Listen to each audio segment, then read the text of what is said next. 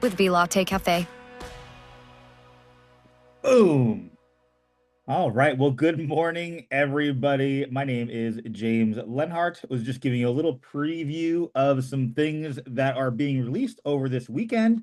And it has been a fun time already. We got a lot of people that have already come into Vital Fest, a lot of people traveling today. Got to give a Sabrina a big hug there yesterday. And it's just been going to be an awesome weekend. So stay tuned. Definitely, we still have tickets for sale if you want to stream it. Basically, what we're doing, it's a manual process, as most things are right now, until our new system launches next week. But basically, what's happening is that you're going to pay the $59 for the streaming. It's going to stream all Saturday and Sunday. And so you'll get a link emailed to you Saturday morning. So be on the lookout for that. We'll make sure everyone has it and everything too. But you'll get that on Saturday morning because they have to download the database of everyone that purchases it by noon today. So noon Pacific today, they're going to be pulling that report that will come off it. And yes, the ticket is for both days. So when you buy the streaming, it's for Saturday and Sunday. And think of it like this too, just so you have an idea of what's going to be coming. Saturday is really more focused on products and celebrating a lot of the people that are in the company, but really product education, new product launches. Because one of the things I always hate about events is they wait till the very end and then they announce everything. Well, that's no fun. You want to be able to do it with all your friends and be able to, talk about it and all this kind of stuff. So we're launching everything today and tomorrow. So you're going to see a pre-launch come out or pre-sale for the latte that people can purchase the latte and pick it up here. There's a few other products that are coming out as well. So just stay tuned into all the groups. We're gonna be announcing everything all over the place. So be sure to do that. And yes, I do have latte in my cup. It was the first thing I thought of when I woke up because I was able to use the latte for about 2 weeks, became completely addicted to it. Still love our coffee, but I love having this because it gives you that brain boost. I love caffeine. I'm a caffeine guy. Caffeine might not be the best thing for you in the morning, but I love it. And so Love Cafe is my second go-to. But this gives me an extra brain boost. So I love it. And there's going to be some promos coming out today for that. So what I'm going to share with you today is really, I would say, it's a turning point of my entire career. Like, so when I've been in this industry now for 27 years, the first half of that was really doing everything that I thought this industry was about. So I bought a lot of cars. I spent a lot of money. I was a member of a golf course for 2 years. I played 80 rounds of golf a year. I thought I made it at the age of about 28, 29. And I thought I had all the answers. Also, at that time, when I was buying cars and all that kind of stuff, I also smoked a pack of cigarettes every day. I also drank every single day. And I thought that was just the lifestyle. And I was one of those people that, I didn't believe in personal growth and development, even though I was in this industry for about 8, 9 years. And everyone talked about it. I'm like, that's not for me. I'm successful. I know what I'm doing. And, that's really how I operated. And I was in a business. It was kind of one of my first big times where I was like, oh, this is what it feels like to make money in this industry. And I got to the point where I learned that the only way that I would actually get better is not by learning from books and CDs, because I'm an introvert. We've talked about that before, right? I'm an introvert, but I knew I had to learn how to get outside that shell. And the way that I learned how to do that is I got around people that were extremely successful, and I just listened to them and watched them and then did what they did. I did it over and over and over again until finally people be like, wow, you sound like that person, or that person sounds like you, or whatever it was, because I'm really good at mimicking. As an introvert, that's the easiest way for me to learn is to mimic. Because again, I'm always looking to how can I do it on my own, where I've learned like I can't do it on my own. You cannot be an island. And so I'm going to take you back to this phrase that I learned. Now, this was probably 2011-ish, somewhere in there, around 2011, 2012. And I was in a company that was expanding. It was a regional company. We were expanding into Chicago, actually, one of my favorite cities, expanding into Chicago. And I had the opportunity to go visit Chicago and help a lot of the bigger leaders. I mean, I was earning good money, but the leaders that were making 20, 30, 50, $60,000 a month, I got to go to this house where I would be able to just hang out with them and help them launch that area. And I was staying in this house, and it got to the point where they had to leave. The leaders would come in, they'd come back, and I stayed there and I helped clean the house, do the laundry, get groceries, all that kind of stuff. And the second week I was there, one of the people that had become a friend of mine, and he was the top income earner in the company, he said, "Hey, a bunch of us are going to go to this event called Tony Robbins." And I'm like, dude, I've heard of Tony Robbins before. That guy is a shyster. He sells CDs online and books on tape. And I would never go to something like that. I don't need that. Like, do you know how much money? Like, that was kind of my attitude back then. That at that point, I wore three-piece suits. I kind of looked like a banker most of the time.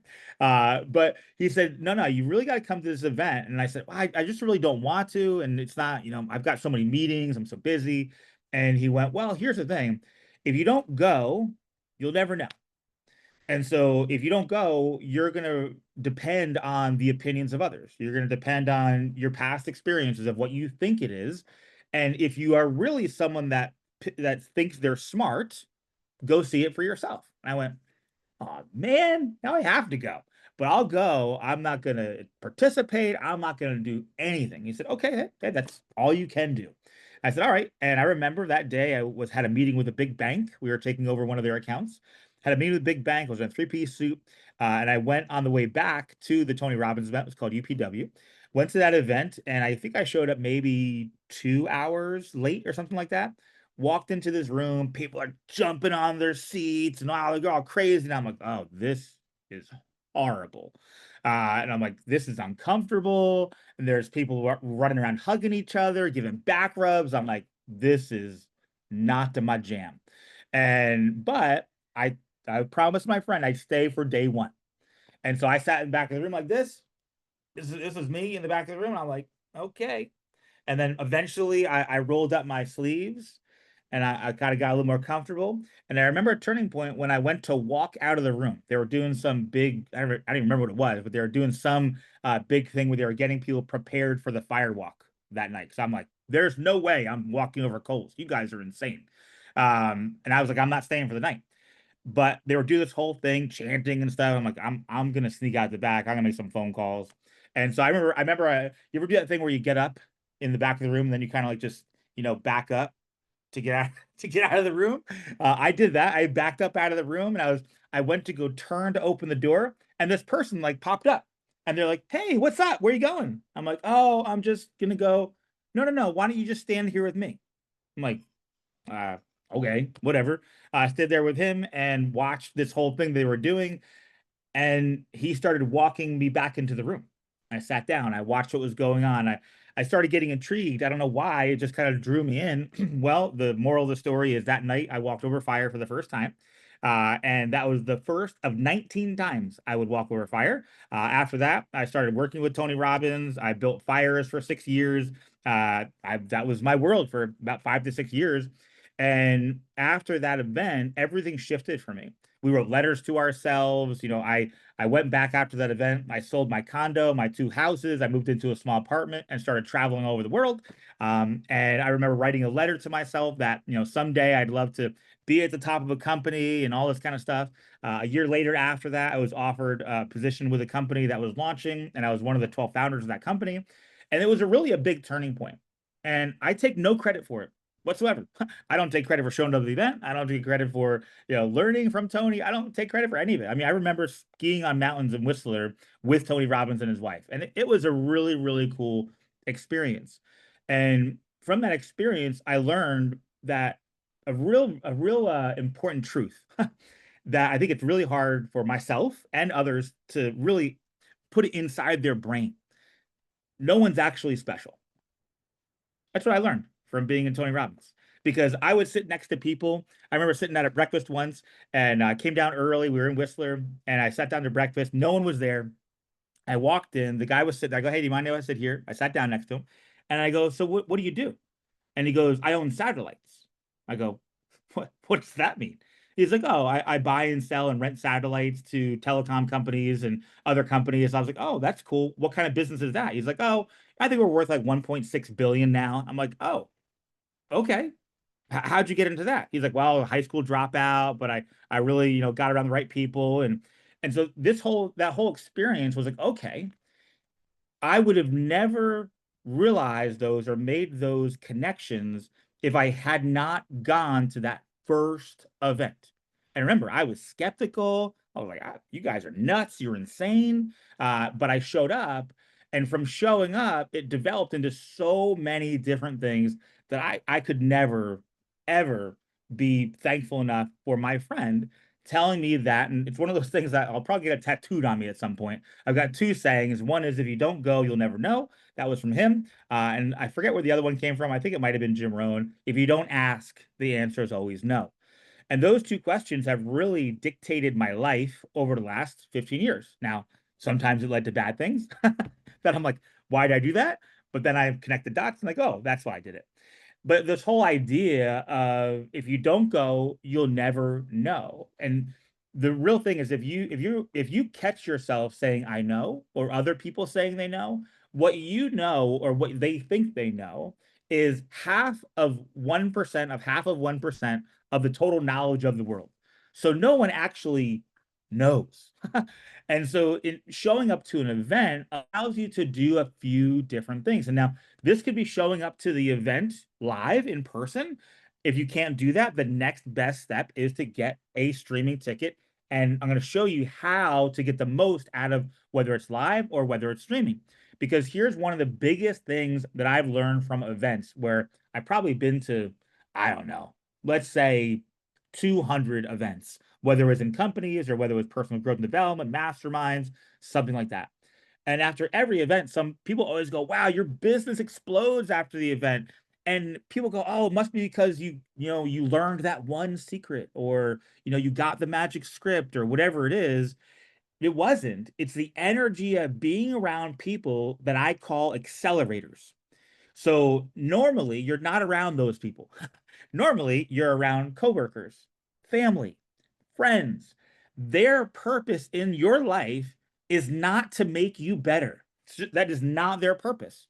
If you're around family, family is not usually, I want to have you do better. Now, if you're in that kind of family, awesome, bless you, you're in a great position. But people around you on everyday life, they're not there with their job is to help you become better. Because when you're around winners, the only thing that can happen is it wears off on you. Trust me. If you met me 16 years ago, you'd be like, that dude's a loser. I'm telling you, that's the truth. But I got around not just one winner. I didn't go like, oh my gosh, this person is amazing. Like, it wasn't that. I got around as many people and as many groups as I could and just see what everyone's doing. Because when you surround yourself with people that actually take action on a daily basis, your excuses tend to go away. Because I guarantee at the event this weekend, you're going to hear stories and you go, how did that person do it? And they'll tell their story and they're like, wait a minute, I don't have those challenges. I didn't have to go through all that stuff. What am I doing? What's my excuse? I think a lot of people, the biggest excuse people use is their kids. Number two, a big excuse is I'm busy. Those are the two biggest excuses I see where they go, oh, you know what? I've got kids, I don't have enough time, or I'm really busy. Those are just excuses masked as values because they're excuses. And when you hear stories of people just like you decided to go all in, your belief system will only expand and change. And so when you talk about events, events can 10x your personal growth. So when you see people come out of this event, whether they watch it or they're online, and all of a sudden they go from being a gold to a double diamond in a month, you're like, that person must be amazing. Here's the secret: they are not. It's they got around a lot of people that raised their thermostat. And when they came out of the event, they probably attracted people that were just like that. And that's why we do these AM powers. We don't do these for giggles. We don't do these because we like talking every morning. Sometimes it's a pain to get up and do this. I'm at an event. I should be working on the website right now. But the reason I do it is it's because it helps me. And here's the thing. You just see David Nieves commented in there. It's not resources, but resourcefulness that separates the champions. Do you think David Nieves needs to be on this call every day? Like needs to. He's earned multiple six figures in a month. He's earned millions of dollars in the industry. He's made people so much money. It's incredible. But he shows up every single day to these. Why? Because it benefits him. It forces him to grow. And so when you get to an event, it collapses time frames because you're around more than one or two people that go, hey, I believe in you. I want to see you do better. What can I do? How can I help you? That's what environment you're going to be around. The other thing I'll talk about is how you show up the right way. Because now, as long as you show up, that's like 80% of the battle. Now, if you want the extra 20% that'll actually put you in a position where you'll be able to win coming out of the event, is you have to show up the right way. Now, when I went to that Tony Robbins event, did I show up the right way? No, I didn't show up the right way. But the person that wanted me to come, he didn't care how I showed up. He knew if I just got around it and it caught on fire, that it would help me. And so that's what happened. He didn't prepare me to go, okay, James, get your notebook. And because he knew if he did that, I'd be like, heck with this. I'm not going. What do I need a notebook for? Now I'm what some people call a notebookaholic. I've got notebooks, planners. When I was in a relationship, they said I was addicted to planners. I'd buy a new planner every week. I'm like, because I love tracking and looking at what's going on. And so when you think about, how and why and what's the way that you want to show up to this event, here's a couple things that I've learned. Not now, I'm still learning this. So don't think I mastered any of this. I'm talking to myself first here. Number one is be early. So if the event starts at 12:30, what time do you think you should show up and be on the computer? Latest 12. Because again, it's not about being there and waiting. It's about being there and preparing, getting in a mental state, maybe doing affirmations, maybe writing down what you want to get out of the day. It's about showing up and being prepared, not showing up and be like, hey, where's the link? It's not starting yet. I can always tell those people. Like, oh, you're one of those. Okie dokie. Don't be one of those. Just be prepared. And that's I think one of the secrets to success is be the most prepared in the room for when an opportunity arises and be able to take action. So be early, be prepared, bring your list, your goals, have an open heart, prepare for what's going to happen during this event. Now, this is a hard one, especially if you're home, is be present. See this thing? It's like the most evil device on the planet. Put it down, look people in the eyes, listen for the lesson that's meant for you. Because here's what I've learned too, is you'll be watching an event and then you're like, I'm watching, and then you'll go like this. And oh crap, what did they say? Oh shoot, wait, no, rewind. Can I get a replay? Did anyone take a picture? You missed it. It's up to you. It's not to anybody else to take pictures and tell you what you missed. You're there to be present and to show up. And that's really what this event is about, because as you're doing that, that's also helping you grow. Here's another one that I have I've had to learn how to do. Alex says I still have to get better at it. Is I'm not a big dancer. So now this is not about learning to dance, but it's about being the energy in the room. When you walk into a room or a setting, two things can happen. You can add to the room or you can take away from the room. So when you show up to an event, whether it's live or in person, how do you show up? Do you show up and be like, oh, this is too long. I'm hungry. When's the next break? This guy is too long. I don't like this guy's voice or this girl. I don't relate to her story. Be the energy in the room. Now, I'm not the best at this. I have to actively do this. I am the guy that I'll sit in the front of the room because that's where I'm sitting, but you'll see me in the back of the room probably halfway through the event because my energy goes away really quickly because I'm really a born introvert. But no matter where I am in the room, this last one is probably the most important thing, is be a student.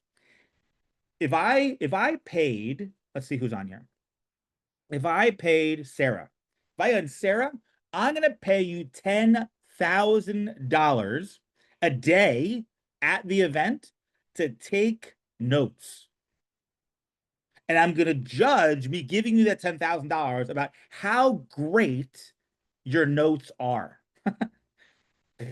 How great would your notes be? If I went to everyone, now I'm not, let's disclaimer, not paying $10,000 for notes, just disclaimer. We're doing a compliance session, so I got to watch my income disclaimers.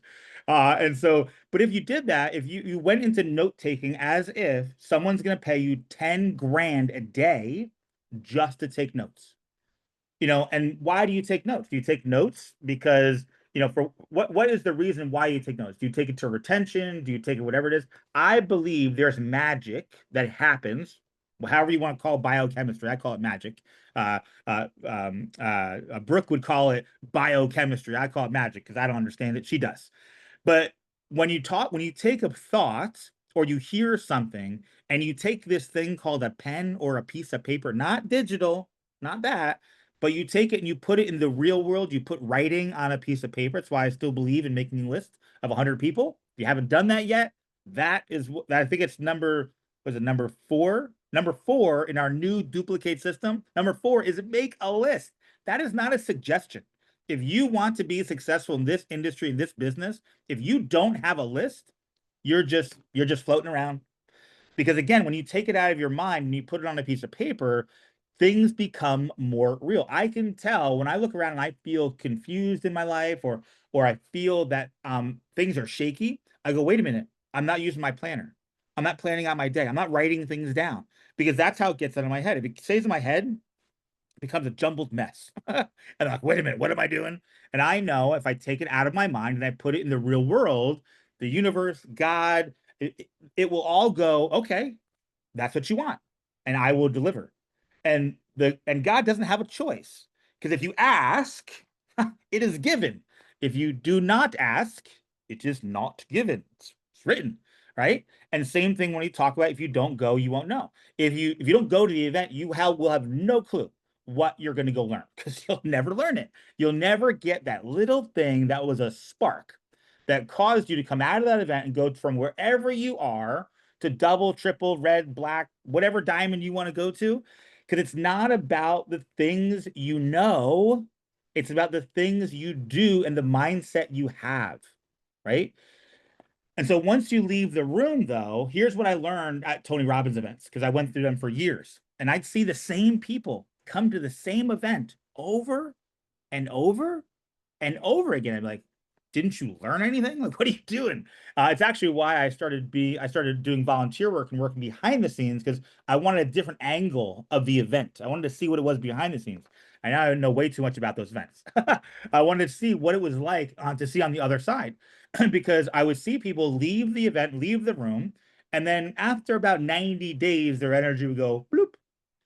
And here's what you're going to see with our company going forward. We're going to do events every 90 days, no matter what, that you can plug into, whether it's a streaming event, a live event, an incentive trip, whatever it is. You show up to that event because that is what's going to keep your business growing. Because again, we are just like our detox line of products, right? We don't believe in just detoxing today. You detox all the time because you're always around negative stuff. So one of the biggest things you'll see us do this, we're going to do this on Saturday. So again, we're not having Vital Academy tomorrow because we're going to be doing the event. But next Saturday, we're going to do a recap call. We're going to do takeaways. We're going to do that on the next Saturday to go through this, because you want to host a debrief call. So here's what I would recommend as one of the action steps. I'm going to give you 4 other action steps. But action step number 1, when you attend this event, not if, when you attend the event, either live or in person, when you do that, the first thing I want you to do is schedule a time to do a debriefing right after the event with either your team or you and other people. You have to do a debriefing. You have to get it out of your mind. You have to talk about it. You have to think about it, strategize about it, and pick 1 to 3 things that you can actually go work on. But that debriefing is a huge part of the equation. So here's some action steps coming out of the event, or even coming into the event, either way, but action steps around this idea of really attending this event and being at it and being present. Number 1 is write down right now. So this is what I want you to do right now, actually. Write down why you're going to this event. Why are you here? Why are you going to watch the stream tomorrow? Why are you going to attend the event? What's your reasoning for going? Is it to improve your skill set? Is it to meet somebody you haven't met yet? Is it to, come out of the event and learn, a different way to follow up? Be as specific as possible. So when you talk to somebody that's in a position where they have had the success that you want to have, go to them and say, hey, I have a question for you. What would you do? Blah, blah, blah.